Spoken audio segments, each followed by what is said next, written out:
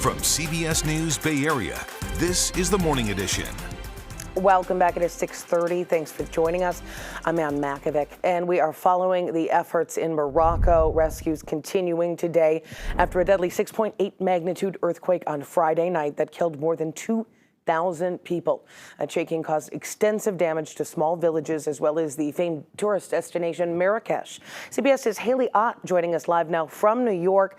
Haley, thanks for being here. We know it's going to take a lot of time and patience and heartache to look through all of that damage. Yes, good morning, Ann. The World Health Organization says over 300,000 people have been affected by this disaster, which is the worst earthquake to hit Morocco in over 6 decades. Fearing aftershocks, for many in Morocco's historic city of Marrakesh, the safest place to rest since Friday's powerful earthquake has been under the stars. Families lined the streets for a second night last night after many of their homes were damaged or destroyed.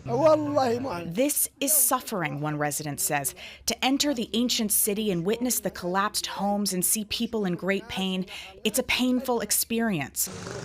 Another resident whose house is still standing says he fears it's too damaged to be safe. I returned to my house and noticed many cracks in the walls, he says. I can't sleep there. Friday's massive 6.8 magnitude earthquake sent people fleeing into the streets as buildings cracked and crumbled around them. Canadian tourist Jana Meerman was visiting Marrakesh and felt the ground shake. There are fears of aftershocks, so we're trying to see what happens next. With thousands dead and injured, for many, the hope is that the toll doesn't get worse. I'm keeping my finger crossed that the number does not keep rising up. Morocco has declared 3 days of national mourning as the search for survivors continues. Rescue workers are trying to help people in remote mountain villages that were hit the hardest, where power and the internet has been cut off. For rescue workers, reaching those mountain villages is difficult in and of itself. The Red Cross says the next 24 to 48 hours is critical in terms of saving lives, so every minute counts. Ann? All right, and we know that several countries are pledging to help right now. What are we hearing about what resources are going to come in from the international community? Yes, a number of countries, including the United States, have said that they're ready to send rescue teams to assist in the efforts. And there's a team of about 3,500 international rescue workers that are registered with the UN and ready to deploy to Morocco. But so far, aid groups say the Moroccan government hasn't given them the green light. Spain, though, now says that it has sent a search and rescue team after a request from the Moroccan government. So that may be a sign the country is prepared to accept the help from the international community. All right. Well, they certainly need the help. Thanks so much for that report, Haley Ott, live for us. In other news today, rescue teams have started the process of extracting an ailing American researcher who was trapped 3,000 feet below the entrance of a cave in Turkey. Mark Dickey was on a trip to explore Turkey's deep Morka cave. And while he was there, he developed severe gastrointestinal pain and bleeding, preventing him from making the 15-hour trek back to the surface. Rescuers say it could take days to pull Dickey up, anticipating that he's going to have to make plenty of stops and rests at camps set up along the way. A photographer who's with Dickey described the conditions at the campsite he's at as comfortable, but she says that more than 10 days there is too much. But this is a vertical cave with a lot of water. It's 4 Celsius degrees, the temperature inside the cave, and wet. So have a lot of shaft. We have to use a vertical technique, rope techniques, and have a lot of narrow passage.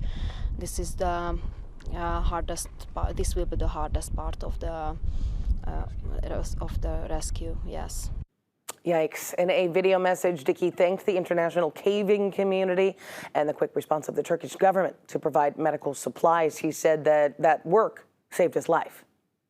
Okay, in a lot of ways, our Sunday going to be almost identical to Saturday. Take a look at where the marine layer is this morning. It's patchy. Some of us are waking up to clear skies. If we're in the immediate city, East Bay, we're looking up at the marine layer. Watch how fast that all dissolves away. And by the time we get to about 9, 10 in the morning, it's all gone. Everybody's looking at sunshine today and temperatures that are just about as warm as they were yesterday. It's pretty much right on the mark for average, in fact. That means upper 80s for our warmer inland valleys, mid to upper 70s for much of the bay. I'll see you with the complete first alert forecast coming up in just a few minutes. Today, President Biden has landed in Vietnam in his latest attempt to draw one of China's neighbors closer to the U.S. In the last 5 months, Biden has held talks with officials from the Philippines, Japan, South Korea, and India, all to bolster ties with Asia and compete with China's economic influence. But it's not just China.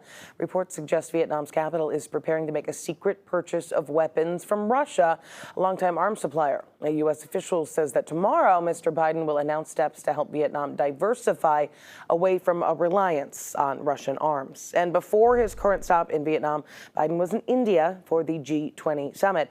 Leaders paid their respects today at the memorial site for Mahatma Gandhi. White House officials say they were disappointed that the Chinese President Xi Jinping and Russian President Vladimir Putin chose to skip the summit, but they added it was still a good opportunity for the president to bolster international relationships. Back here in North America, scary scene at the border. 9 people, including some U.S. citizens, are injured after gunfire erupted in the Mexican city of Miguel Alemán. It happened yesterday on the international bridge that connects the town with Roma, Texas. Authorities say gunmen approached several vehicles carrying 20 people and opened fire. The Mexican government is investigating. Not clear if anybody is in custody, but violence in this area has spiked in recent months, prompting federal authorities to send hundreds of soldiers to reinforce security in border cities. Day 10, and the manhunt continues for escaped prisoner Danilo Calicante. He was spotted twice on Friday in the same Pennsylvania area where he has been seen before. He escaped from a county prison a week ago Thursday, and the 34-year-old has been spotted at least 10 times since. State troopers and helicopters have been concentrating on a heavily wooded area. He is considered armed and dangerous, convicted of fatally stabbing his former girlfriend in 2021. He's also wanted for a homicide in Brazil. Police are urging the public to report anything suspicious as their search continues. All right, 4 minutes before 7 o'clock, time for a look at this morning's top stories. The number of people killed now exceeding 2,000 after a 6.8 earthquake hit Morocco on Friday night. Here's a look at some of the damage, with buildings destroyed and many families spending another night outdoors, fearing their homes are no longer safe. Morocco has declared 3 days of national mourning. An Oakland 7-Eleven on MacArthur Boulevard was robbed for the 3rd time in about a month. Happened just before 12:30 Saturday morning, with 2 young men with masks pulling out 2 guns and holding up the cashiers. So far, no arrests. People in Oakland voicing frustration about crime at a community meeting held by elected officials. Alameda County DA Pamela Price defended herself against critics, while Mayor Sheng Tao talked about efforts to beef up law enforcement. Rescue efforts underway in Turkey to bring an American researcher trapped 3,000 feet below ground back up to the surface. Mark Dickey had been suffering gastrointestinal pain and bleeding. Could take days to pull him to safety. And President Biden landed today in Vietnam in his latest diplomacy with a neighbor of China. Mr. Biden wants to strengthen ties with Asian countries and reduce China's influence. Today's visit follows his stop in India for the G20 summit. Okay, looking at the 7-day forecast, there's really not a lot of change for our microclimates right in the immediate bay. San Francisco and Oakland, your numbers are not going to budge a whole lot. We'll see a little bit of the marine layer, a little less on some days like Monday, but most days you'll have it in the mornings. North Bay valleys are going from around 90 next 2 days, and then you'll dip down into the mid-80s by the time we get towards the end of next week. San Jose, your number will pretty much not change. You're pretty much doing the same day every day. Inland East Bay, your numbers will cool down to the low 80s by Tuesday, and then you'll warm back up a bit again by midweek. All right, well, thanks for joining us this Sunday morning. CBS Sunday Morning with Jane Pauley is coming up next here on KPIX 5, and local news continues on our streaming service, CBS News Bay Area.